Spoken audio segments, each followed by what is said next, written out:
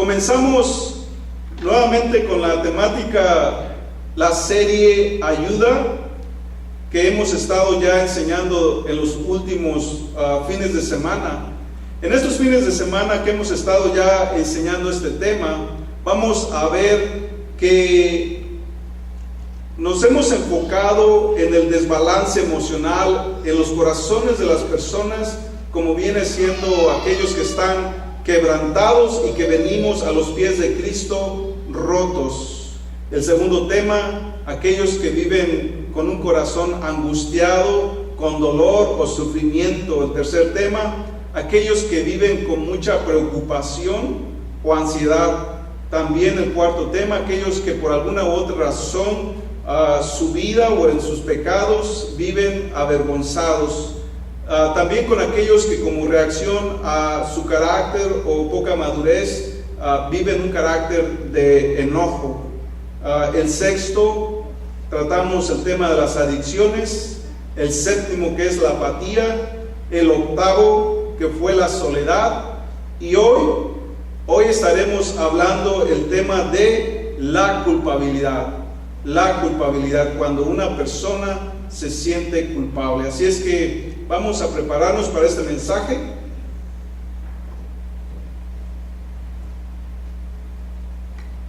Y quiero comenzar con una historia que ocurrió allá en London. Una historia donde un autor y escritor famoso que se llama Noel Coward le escribió una broma a otros hombres famosos del área de London y les mandó por correo una broma donde dentro de este sobre venía algo así que decía: ya los descubrimos, sabemos lo que están haciendo, y si fuera tú, huiría de este pueblo hoy mismo. Era una broma que este autor y escritor de obras teatrales les mandó a famosos que actuaban en el mundo de la farándula, y que cuando ellos recibieron esta noticia, pues yo no sé qué estarían haciendo. El caso es que los 20 huyeron del pueblo. Se sintieron acosados y culpables de cualquier cosa que estaban haciendo o viviendo indebidamente, y todos huyeron. Entonces eso de una u otra forma los hizo sentir culpables de algo que estaba pasando en sus vidas. Y con esto hago la pregunta a tu persona: si a ti te llegara en el correo una carta con una nota diciendo: sabemos lo que estás haciendo, entrégate o vamos a venir por ti, ¿cómo te sentirías? ¿Cómo te sentirías si tu vida está completamente ajustada? Si estás bien con el gobierno, con tu familia y con Dios, o hay algo que estás ocultando, hay algo malo que has hecho o que estás haciendo, y ahora tu corazón es invadido por el temor. Con todo y esto, entonces, permítame introducir al tema que es la culpabilidad. ¿Soy culpable? Para hablar de cómo la Biblia nos enseña un tema que también hacía semanas anteriores, hablaba sobre el tema de la vergüenza, y ahora es el tema de la culpa. Porque la culpa se traduce también como maldad, como las cosas malas que hacemos en la vida. En la culpabilidad, muchos cargamos cargas a veces innecesarias, pero otras de las veces como consecuencia de nuestros actos o vivencias. Soy culpable. El rey David conocía perfectamente de primera mano lo que es la culpabilidad, porque recuerden que en la gran historia de un doble homicidio y un adulterio fue descubierto en medio del crimen y fue severamente reprendido, y tuvo consecuencias este crimen. De hecho, acabamos de leer la lectura bíblica en el Salmo 32, que también está unido al Salmo 51, donde relata el arrepentimiento, pero también el sentimiento de la culpa, como algo que él vivió. Y recordemos que sus vivencias eran tan profundas que ahora nos dejó una serie de salmos en las cuales muchas las veces nosotros nos inspiramos para expresar nuestros sentimientos hacia Dios. En este crimen el rey David fue el culpable, y que aunque merecía la muerte, Dios le perdonó, mas hubo otras consecuencias. Y fíjense lo que ocasionaba en el corazón y en el físico del rey David. Comienza diciendo en el 3 y el 4: mientras callé se envejecieron mis huesos en mi gemir todo el día, porque de día y de noche se agravó sobre mí tu mano, mi vigor se convirtió en sequedad de verano. La culpa es un sentimiento que se convierte en una carga que agobia a la persona, y la culpa es algo que a veces se convierte de tal magnitud que es irracional. Personas que no pueden dormir porque hay algo que está pasando en su vida, personas que incluso pierden el apetito por la problemática, personas que en realidad cuando leemos el versículo como dice: y la paz de Cristo que sobrepasa todo entendimiento les acompañe. Pero la culpa es una sensación que no te permite experimentarlo. Es un sentimiento que te roba la paz, el sueño, la tranquilidad, el gozo. La culpa es algo que de verdad se convierte en una carga que, como vemos en pantalla, nos sentimos que nos estamos ahogando. La culpa a veces también nos avergüenza. Algunas personas las orilla a alejarse de Dios y de la gente. Hay otros que la viven por toda su vida y así deciden irse a la tumba miserables y sufriendo en silencio. Entonces, la culpa es un sentimiento y parte de la vida cotidiana. Nadie escapa de la culpa. Nadie escapa de la culpa. Quizás las únicas personas que pueden escapar de la culpa son las personas que están muertas, porque ya no sienten. Pero si estamos vivos, nosotros vamos a experimentar de una u otra forma la culpabilidad, a veces con razón y otras veces sin razón. Queremos entonces entender qué es la culpa, qué es la culpabilidad, de dónde viene. La culpa, podríamos decir que es el pavor del pasado, que es un dolor que brota del corazón, que es una ofensa, y a veces también es un dolor fantasma. Sí, escucharon bien, un dolor fantasma. Porque a veces vivimos con el temor de ser descubiertos por algo que pasó en nuestro pasado, lo cual nos sentimos avergonzados y culpables de tal acto o experiencia. La culpa se define en los diccionarios como una falta o un delito que comete una persona de forma voluntaria. También se define como una responsabilidad o causa de un suceso o de una acción negativa o perjudicial que se atribuye a una persona o una causa. La culpa aparece, esta palabra, apenas unas 30 veces en la Biblia, pero la culpa, más que una definición, es un concepto, una experiencia, porque en el Salmo 32, todo el Salmo, el rey David está hablando del sentimiento de la culpabilidad, de cómo es, de cómo se siente. Por eso él dice que aún sentía que sus huesos se secaban, se sentía solo, a veces en cuestiones donde nadie más puede entender.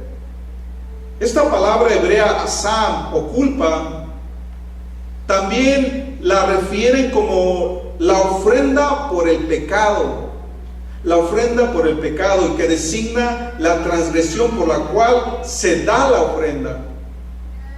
Incluso hay una ofrenda específicamente por la culpabilidad.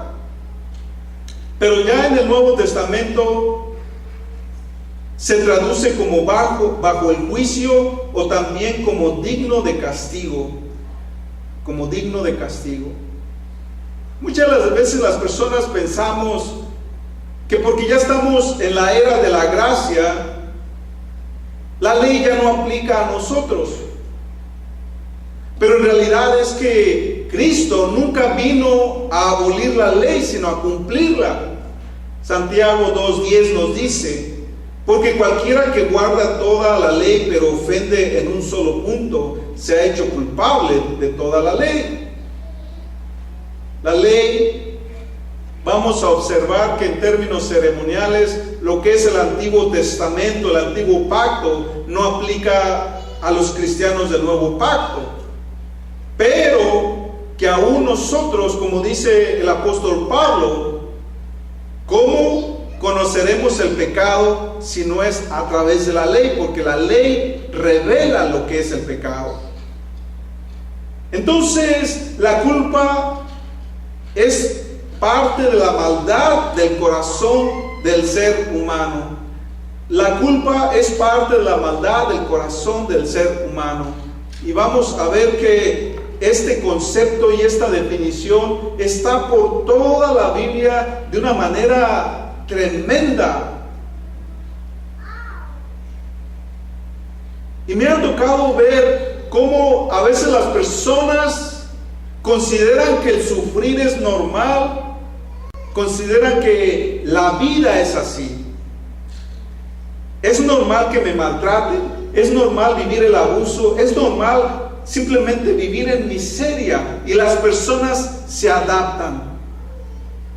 También cuando las personas no conocemos de Dios, nuestra conciencia se cauteriza y llega el momento en que ni siquiera sentimos culpa. Son extremos peligrosos de las cuales vamos a ver personas que viven en esos extremos. También en el libro de Levíticos dice que el quebrantamiento de cualquier mandamiento de Dios, ceremonial, moral, produce culpa. Y en Éxodo nos dice que la culpa es o puede ser tanto individual como colectiva. ¿Han escuchado? En la mayoría de los casos solamente hablamos a nivel individual, pero también puede haber iglesias que practican algo indebido y que se convierte en un pecado colectivo. Hay naciones que dictan reglas gubernamentales y se convierten en pecados nacionales. O sea, la culpa puede ser tanto individual como colectiva.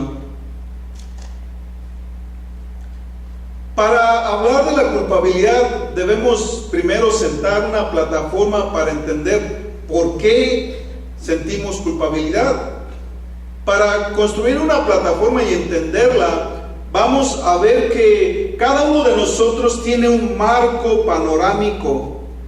Cada uno de nosotros tiene un marco panorámico. ¿Y qué quiere decir esto? Que un marco panorámico, si vas a sentir culpa, es porque sientes que estás infringiendo alguna regla, alguna ley de cualquier índole. Entonces, esto es nuestro marco panorámico moral, en el cual nosotros vivimos. Y en este marco panorámico puede ser, por ejemplo, nuestra perspectiva de lo que es las leyes cívicas. Las leyes cívicas. Por ejemplo, ¿qué pasa con una persona cuando va manejando y de repente como que se confundió y aquí en las carreteras de 55 millas, porque iba en la carretera 78, le metió a 78 y ya va a 78 millas por hora?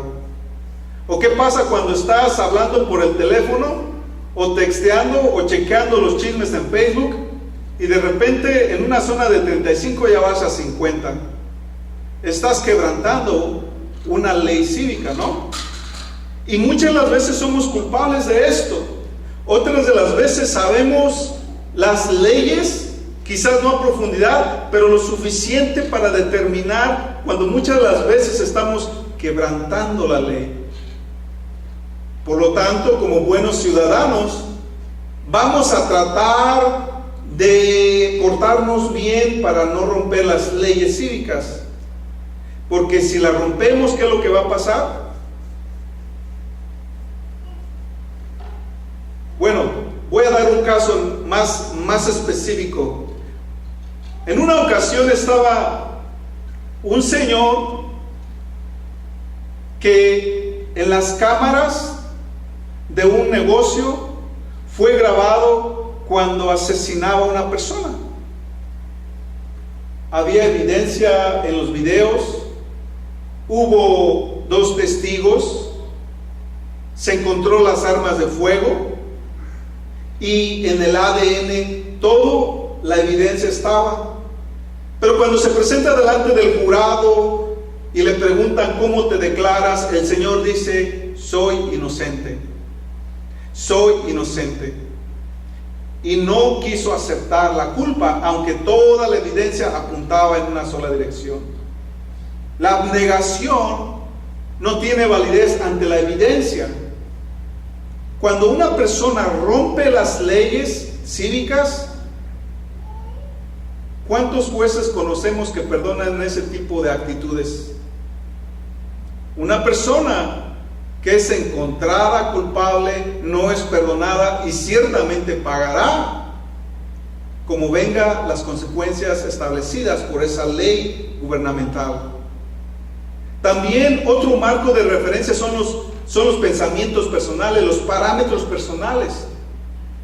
Hay veces que aunque seamos cristianos o no cristianos, a lo mejor no por la Biblia, aunque la persona sea atea o agnóstica, pero a lo mejor la persona fue a la escuela y se siente moralmente establecida, éticamente proficiente. Entonces, como vive sus creencias basado en los libros, en la academia, pues piensa que ser buena persona tiene que actuar de cierta forma. Pero aún esa forma de pensar es algo estructurado que lo lleva a actuar basado en sus convicciones personales.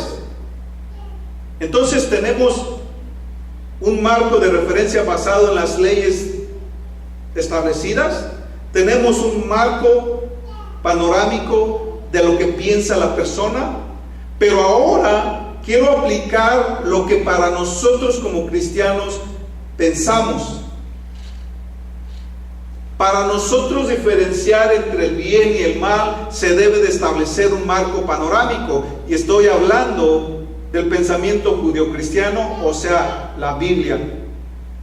Para nosotros como cristianos, la Biblia representa esos parámetros donde dictan una cerca, límites. No puedes salir de estos límites, porque si sales de estos límites, estamos transgrediendo la ley de Dios. Los límites fueron establecidos para nuestro propio bien. Ahora, estableciendo un marco de referencia, un marco panorámico, cada vez que cruzamos esos límites, estamos infringiendo la ley de Dios. Siempre habrá consecuencias cada vez que rompemos las leyes. Recientemente, cuando murió uno de nuestros compañeros de milicia, llegué a ir algunas veces a la cárcel y el señor pues ya estaba grande de edad, murió. Entonces un nuevo capellán tomó su lugar. Estoy hablando de aquí de Sycamore. Y este capellán dijo algo interesante en una reunión pastoral, diciendo: no podemos juzgar a los que están en la cárcel porque ellos fueron encontrados en el acto. Ellos fueron condenados y están pagando. Pero si todos nosotros fuéramos hallados en las muchas transgresiones que cometemos, estaremos también en la cárcel. Y es cierto. Basta una sola vez que estés texteando usando tu teléfono o preocupado y de repente ya el pedal se fue hasta 100 millas por hora para que te metan a la cárcel. Un arranque emocional te puede llevar a cometer una felonía agravada, a la cárcel.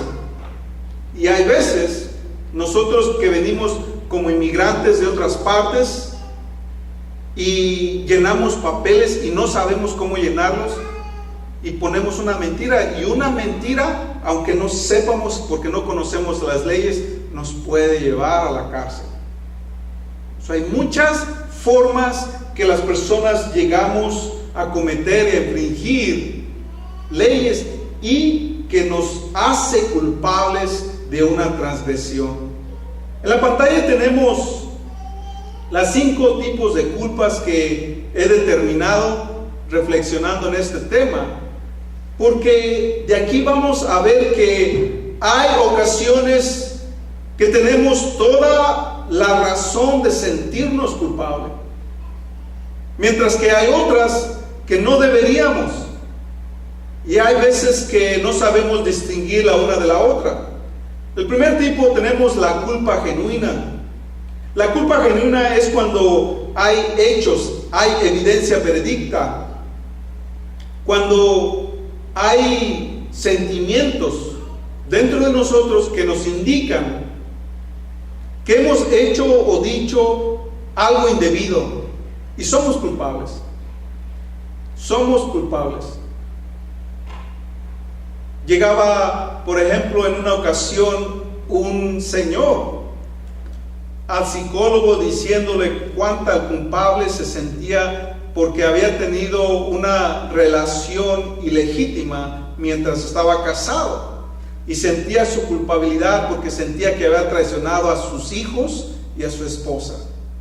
Entonces la culpabilidad estaba latente, le había quitado el sueño, la comida, estaba sufriendo, porque en realidad es una culpa genuina de algo agravado. Pero hay otras veces que las culpas no son genuinas, como es la culpa fantasma. La culpa fantasma quiere decir que hay sentimientos distorsionados que no tienen fundamento. Hay sentimientos que se sienten en el corazón, pero a veces no son reales. Y voy a dar un ejemplo.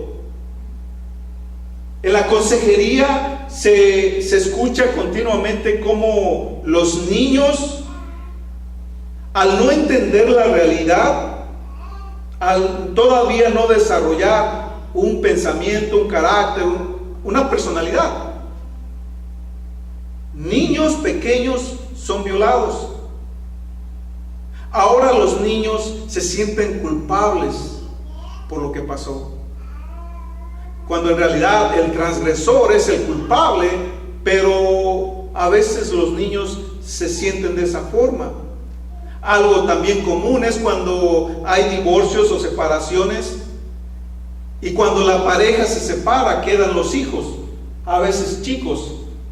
Y algo muy común es que también los niños se sienten culpables por el divorcio y piensan que por su culpa sus papás se separaron. Esas son fortalezas o mentiras que no son causa de la culpabilidad, pero como seres humanos es algo bastante común, porque a veces son los sentimientos lo que dictan cómo pensamos. Debemos entonces tener cuidado y hacer distinción en lo que es la verdadera culpa y el sentimiento de la culpa. Escuche bien, una distinción en lo que es la culpa y los sentimientos de culpabilidad. Porque si una persona está lastimada, si una persona está herida, entonces desarrolla una realidad subjetiva, una realidad interna que solamente ocurre dentro de su ser, pero que no es parte de la realidad. Ahora te pregunto, Cuando tú estás en una relación con Dios y le has fallado, ¿tú no crees que estás perdonado? ¿Porque no te sientes perdonado? ¿En qué confías entonces? ¿En tus sentimientos o en la verdad de Dios?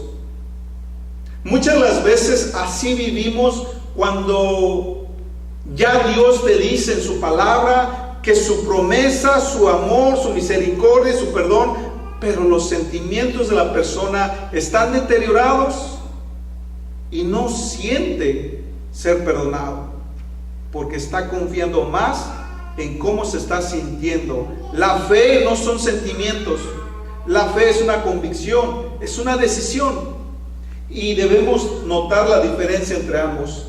El tercer tipo es una transgresión del pasado no superada, o sea, un trauma o una experiencia personal. Cuando la hemos regado por una u otra razón y que a veces ese trauma, esa experiencia, esa situación no la hemos superado y vivimos con la culpa. Vivimos con la culpa. De eso hay muchas. Y debemos aprender cómo superar este tipo de experiencias. La siguiente es una de las más peligrosas, que es la culpa adormecida. La culpa adormecida quiere decir que cuando una persona no tiene un marco moral, simplemente hace lo que quiera. O a veces cuando la persona lo tuvo, pero la rebeldía lo lleva a romper, a pecar y seguir pecando, llega un momento en que simplemente ya el sentimiento de culpabilidad no va a estar en su corazón porque tiene ya una mente cauterizada. Una persona que asesina, una persona violadora, una persona que está continuamente haciendo el mal en la sociedad, es una persona que ha cauterizado su conciencia y no tiene el sentimiento de culpabilidad. ¿Y saben qué? Conozco personas así en nuestra sociedad. Son tantos los daños que ha vivido que esa persona simplemente dejó de sentir culpabilidad y se hacen llamar cristianos. O sea, debemos tener mucho cuidado porque una persona que no siente la culpabilidad es un peligro a la sociedad. No solamente a la fe, sino a la sociedad. Debemos tener cuidado porque lo dije en las primeras prédicas de esta temática. Las emociones son dadas por Dios para advertirnos que algo no está bien. Las emociones son dadas por Dios para advertirnos que algo está mal. La última es la negación de culpa, o sea, hemos alguna vez dicho, es que no sé por qué me está yendo mal, si soy una buena persona. ¿Han escuchado cuando las personas a veces fallecen y dicen, ay, Dios carecía a un angelito y por eso se lo llevó? O ponen en las carreteras las cruces de personas que fallecieron. O llegamos a la consejería y decimos, es que mi esposa es una diabla, es esto, es lo otro. Es que son los niños los que están arruinando mi vida. Es que son los maestros. Es que es la gente, son los vecinos. Son los perritos. Son las cosas. Y culpamos a todo mundo, menos a mí mismo. Todos tienen la culpa, menos yo. Negación de culpa. De eso hay mucho en el cristianismo.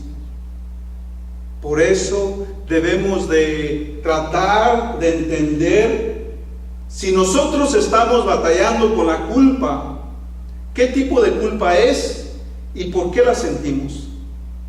¿Hay evidencia para sentirnos de esta forma? Y si la hay, ¿qué podemos hacer al respecto? O si sentimos que nosotros estamos libres y le hacemos allí al esposo, te hablan, O sea, cómo nos comportamos y cómo pensamos. Porque ciertamente dice en el libro de Romanos: por cuanto todos pecamos, estamos destituidos de la gloria de Dios. ¿Cuántos son todos? Todos son todos. Todos hemos pecado. Nadie está libre de pecado. O sea, nadie está libre de la culpa. Amén. ¿Cómo aliviamos entonces el dolor de la culpa? ¿Cómo le hacemos para superar este sentimiento? ¿Cómo podemos aliviar el dolor causado por la culpa? En el caso del rey David, vamos a ver que en el Salmo 32 está diciendo cómo lo superó. En primer lugar, el rey David admitió su culpa. Y fíjense en las circunstancias en que pasó. Dios le mandó a un profeta y lo confrontó. Es algo vergonzoso. Es algo vergonzoso porque ahora vamos a hacer un paralelismo. ¿Qué pasa cuando continuamente en las últimas semanas me he encontrado que de repente la pareja descubre a su pareja, a su cónyuge, que está teniendo una aventura por la mensajería, por el Facebook, por Instagram, lo que sea? ¿Cómo te vas a sentir si eres descubierto en el acto? Si hay evidencia en contra tuya. El rey David fue confrontado de una forma humillante porque lo pusieron como el juez y después como el transgresor, y de esa forma no había cómo rechazar y negar el pecado en el cual él estaba involucrado, que causó la muerte de 2 personas por lo menos y un adulterio. Nuestra sociedad, miremos a nuestro entorno. Constantemente en las noticias salen políticos que son descubiertos, salen ministros, líderes de iglesias, empresarios y otro tipo de líderes que cometen errores y son encontrados. O sea, porque ni siquiera lo reconocían, todavía le echan la culpa a algo más o a alguien más. Entonces, el primer paso para poder lidiar y vencer la culpa es admitir que la hemos regado, admitir que hay algo mal. Dice en el versículo 5: mi pecado te declaré y no encubrí mi iniquidad. Eso es uno de los primeros pasos para sanar y vencer la culpabilidad. Gordon MacDonald expresa de esta forma: no podemos esperar vivir de manera saludable en el futuro cuando el bagaje del pasado sigue golpeando la trampilla de nuestras mentes, exigiendo atención. Por eso dije, la culpa es una señal de advertencia que está gritando: algo no está bien en mi vida, algo no está bien. Y si no atendemos, eso va a traer una avalancha de problemas en el presente o en un futuro cercano. Un segundo punto es enfrentando la culpa. En el mismo versículo 5 dice que no ocultó su iniquidad. Entonces, la palabra de Dios dice que todo lo que está en la oscuridad saldrá a la luz. Tarde o temprano, si hemos cometido algo, va a salir a la luz. Nosotros debemos saber que para Dios no hay nada que se oculte a su entendimiento, a su vista. No hay nada que esté oculto. Tarde o temprano las cosas salen a la luz. La verdad es, si no nos ocupamos de nuestra culpa, entonces nuestra culpa se ocupará de nosotros. Y a veces viene de una manera más humillante y vergonzosa y con efectos más devastadores. Cuando hay cosas, por ejemplo, ocurriendo en el matrimonio, Es mejor enfrentarlo, confesar nuestras culpas, y así es más fácil que seamos perdonados. Pero si hemos escondido tales pecados por cuánto tiempo, estamos corriendo el riesgo que las consecuencias sean más agravadas y muchas de las veces imperdonables por el cónyuge. Debemos tener cuidado con eso. Puede entonces afectarnos en diferentes niveles, por ejemplo, en lo psicológico. En el Salmo 32:3 dice que la conciencia de David gemía todo el día. O sea, algo psicológico. También es algo espiritual. En el versículo 4 dice: porque de día y de noche tu mano estaba pesada sobre mí. O sea, él ya era creyente, sabía que estaba mal y aún así lo hizo, pero sintió el peso de Dios sobre su vida. Nosotros, cuando declaramos que somos salvos, estamos en un pacto con Dios, y de una u otra forma Dios se hará presente y se manifestará. Si estamos salvos, el Espíritu Santo nos da convicción de pecado, y de una u otra forma no habrá paz en nuestro corazón cuando estamos en pecado. ¿Escuché un amén por allá? Otra parte que nos afecta es lo físico. El rey David lo expresó de esta forma: mis fuerzas se agotaron como el calor del verano. O sea, recordemos que hay muchas formas como nos afectan las causas, los pecados, las situaciones, la condición. Entonces hago la pregunta: ¿puede la culpa realmente enfermarnos física, mental y espiritualmente? Claro que sí. La culpa se manifiesta en diferentes niveles en cada uno de nosotros.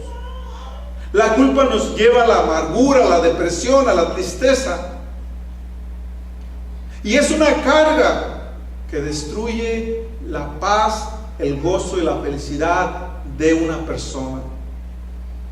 El doctor Norman Cavendish de UCLA, que es una organización sin fines de lucro, estudió hace un par de décadas los accidentes que estaban ocurriendo en Los Ángeles, California, y descubrió que uno de cada 4 accidentes automovilísticos tenía que ver con conductores que tenían una sensación autodestructiva y que literalmente se estaban suicidando a través de los accidentes, porque de una u otra forma tenía algún tipo de carga que lo llevó a la culpa, y una culpa no superada lo llevaba incluso al suicidio.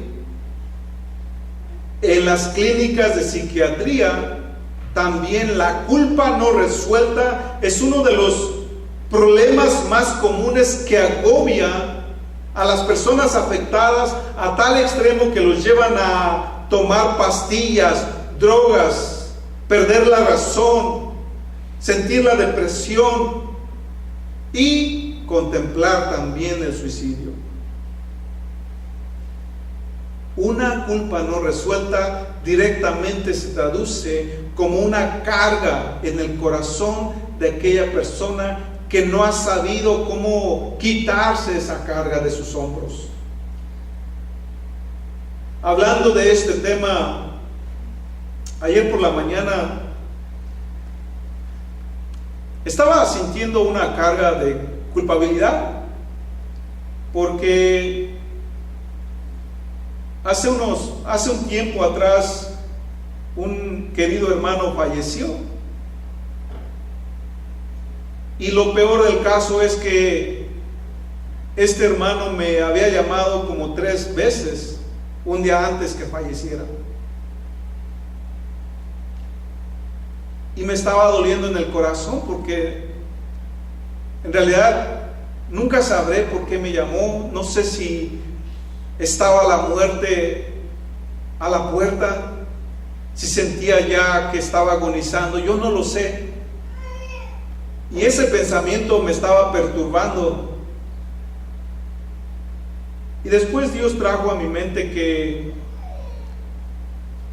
como un año antes de su muerte, me había revelado en un par de ocasiones que necesitaba hablar con Él. Considero yo, porque necesitaba ponerse a cuentas con Dios. Pero tristemente, así como esta persona, me ha tocado hallarme otras personas que al final de su caminar por la tierra no han querido entregar sus pecados, no han querido reconocer sus pecados y están cerca de ser llamados a la presencia de Dios, o si es que van con Dios.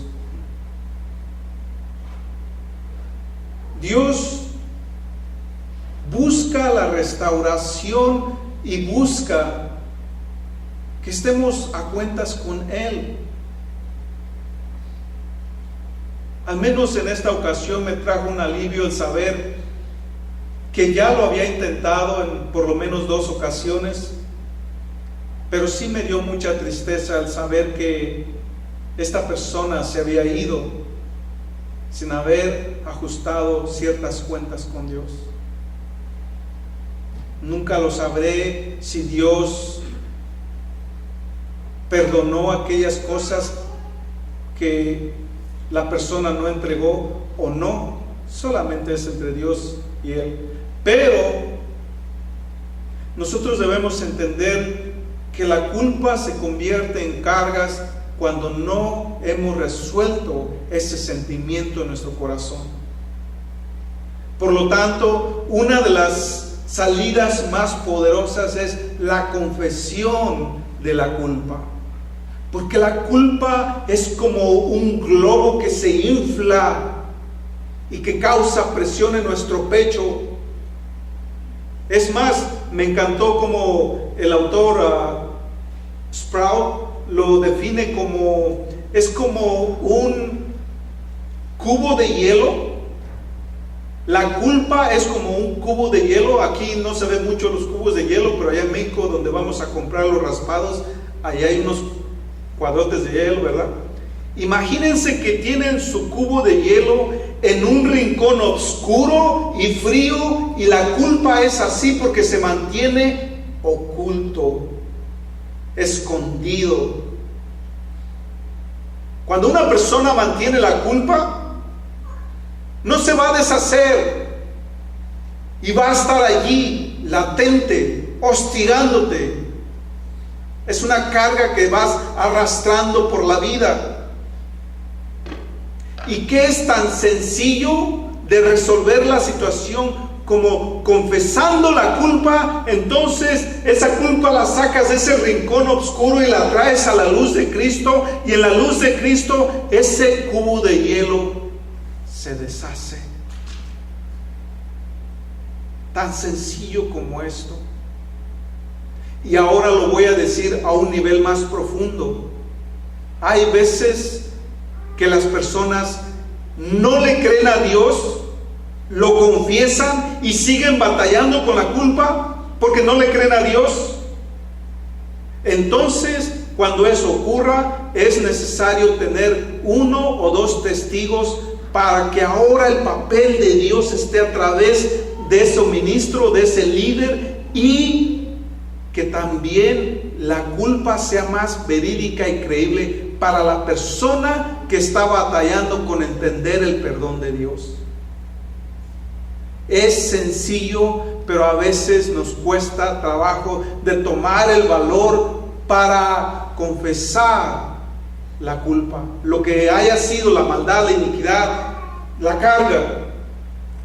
Entonces, la culpa se puede disipar con la verdad, con la confesión y trayéndolo a la luz de Cristo. Amén.